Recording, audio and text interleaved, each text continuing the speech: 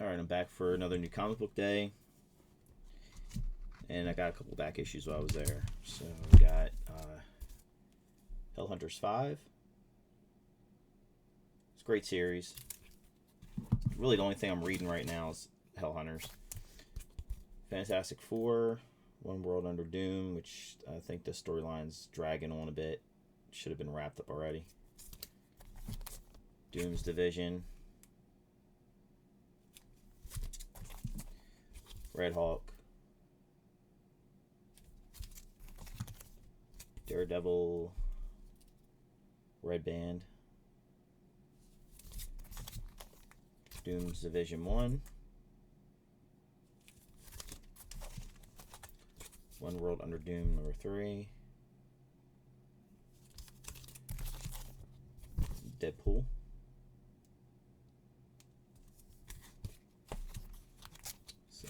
Cruel Kingdom.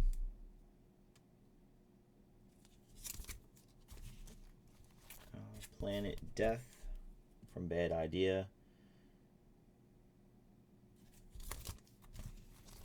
Lost Boy Dan Panozin cover.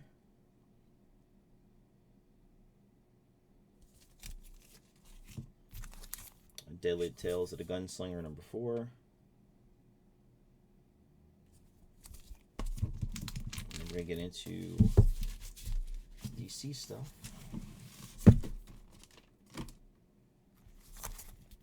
Teen Titans reprint from Brave and the Bold number 60, but the foil.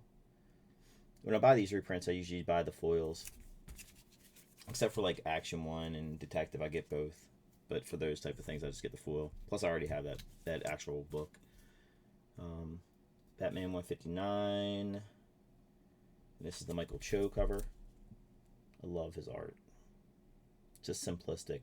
Kind of like Sam Nee, too. Matt got a bunch of Daredevils. Well, Matt likes comics, and it's all Sam Nee art and Wade. It was a really good series. So if you haven't read that, you should pick it up. Power Girl number 20. This is a W. Scott Forbes cover, which I didn't like his art at first. He did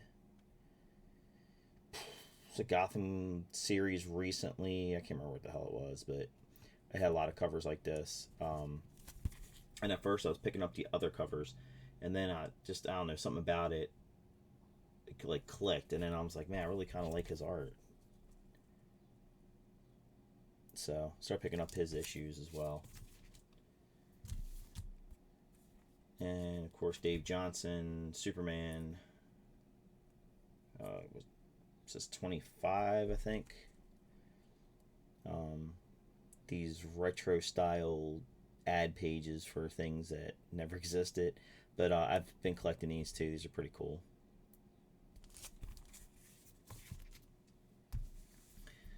And then we have a Jeff Deckel Superman number 25. This is a beautiful cover. Her costume really pops against that white background. Once I get some actual decent bags and boards, I'm going to re-bag everything. These are just my leftovers because of Comic Shop hasn't had them in a while. Miguel Mercado, Green Lantern number 22, Star Sapphire cover.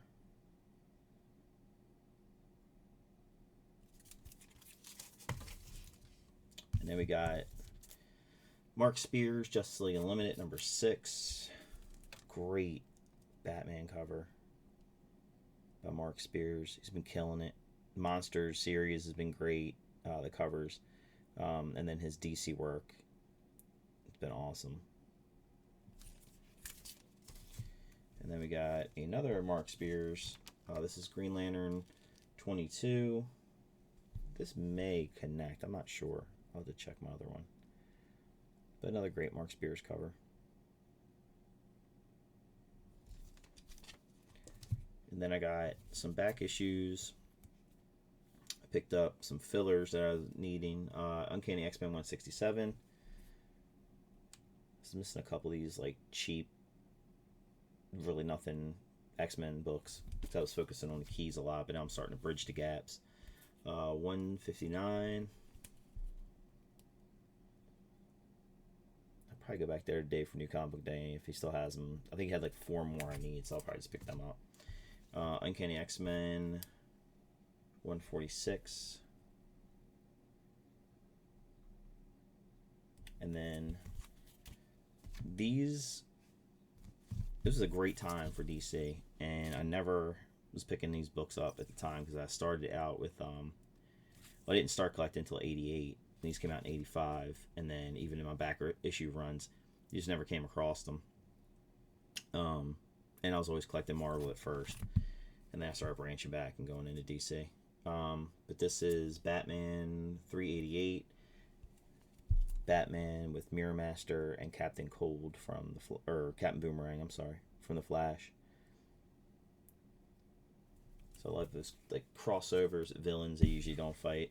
And then this is Detective Comics, which I'm assuming is just a connected story, I would think.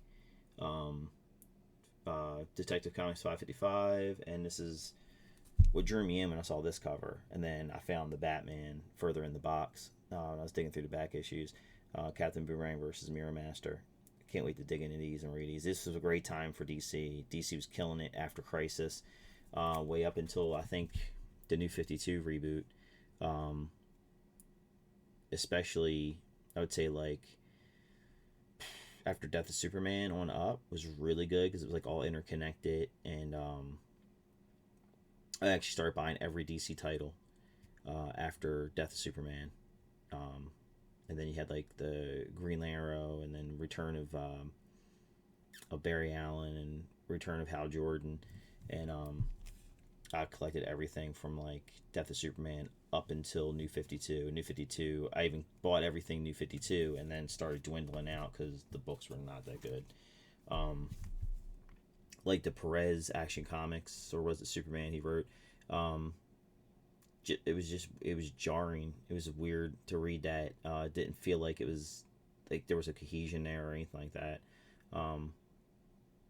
And I dropped that title briefly, and then we got Rebirth, and then Rebirth wasn't that good either. And I think they've been like stumbling ever since. There's some good stories here or there, but I think the best DC was post-Crisis up to New 52.